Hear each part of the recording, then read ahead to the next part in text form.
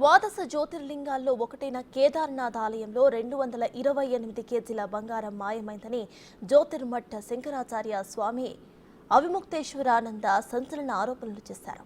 ఇటీవల ఢిల్లీలో కేదార్నాథ్ ఆలయానికి మోదీ శంకుస్థాపన చేయడాన్ని తప్పుపట్టారు ఆయన. కేదార్నాథ్లో బంగారం కుంభకోణంపై దర్యాప్తు చేయకుండా ఢిల్లీలో ఆలయాన్ని ఎలా నిర్మిస్తారని ప్రశ్నించారు ఆయన. బంగారం కుంభకోణం విషయంపై ప్రభుత్వం ఎందుకు స్పందించడం లేదని ఆగ్రహం వ్యక్తం చేశారు. కేదార్నాథ్లో కుంభకోణం చేసి ఢిల్లీలో మరో ఆలయాన్ని నిర్మిస్తారా అని ప్రశ్నించారు. బంగారు కుంభకోణానికి కారకులెవరో తేల్చాలని అవిముక్తేశ్వరానంద డిమాండ్ చేశారు.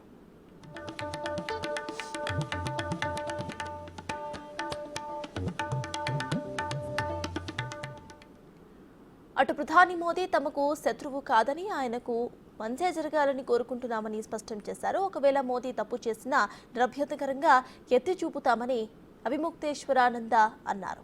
ఇక ఉద్ధవ్ ఠాక్రే వంచనకు గురయ్యారని, ఆయన మళ్లీ తప్పకుండా మహారాష్ట్రకు సీఎం అవుతారని ఆకాంక్షించారు. ఆయనకు జరిగిన మోసానికి చాలా బాధపడ్డామని తెలిపారు.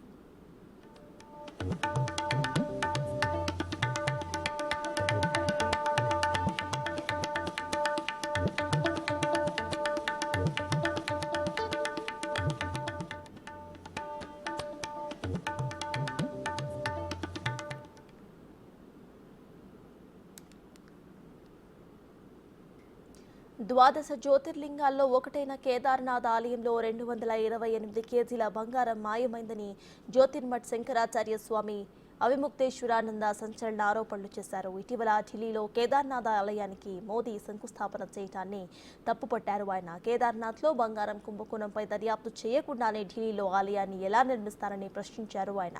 బంగారం కుంభకోణం విషయంపై ప్రభుత్వం ఎందుకు స్పందించడం లేదని ఆగ్రహం వ్యక్తం చేశారు. కేదార్నాథ్లో కుంభకోణం చేసి ఢిల్లీలో మరో ఆలయాన్ని నిర్మిస్తారా అని ప్రశ్నించారు. ఇక బంగార కుంభకోణానికి కారకులెవరో తేల్చాలని అవిముక్తేశ్వరానంద డిమాండ్ చేశారు.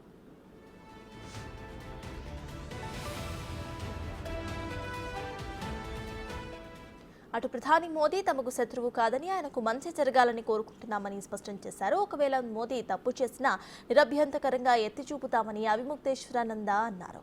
ఇక ఉద్ధవ్ ఠాక్రే వంచనకు గురయ్యారని, ఆయన మళ్లీ తప్పకుండా మహారాష్ట్రకు సీఎం అవుతారని ఆకాంక్షించారు. ఆయనకు జరిగిన మోసానికి చాలా బాధపడ్డామని తెలిపారు.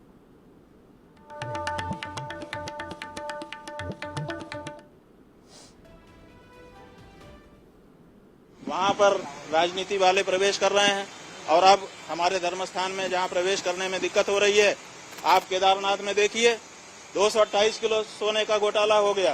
आप पत्रकार लोग क्यों नहीं उठाते हो? तो जब वहाँ पर घोटाला हो गया तो अब आप दिल्ली में केदारनाथ बना लोगे, वहाँ पर फिर दूसरा घोटाला करोगे। 228 किलो सोना केदारनाथ से गायब कर दिया गया।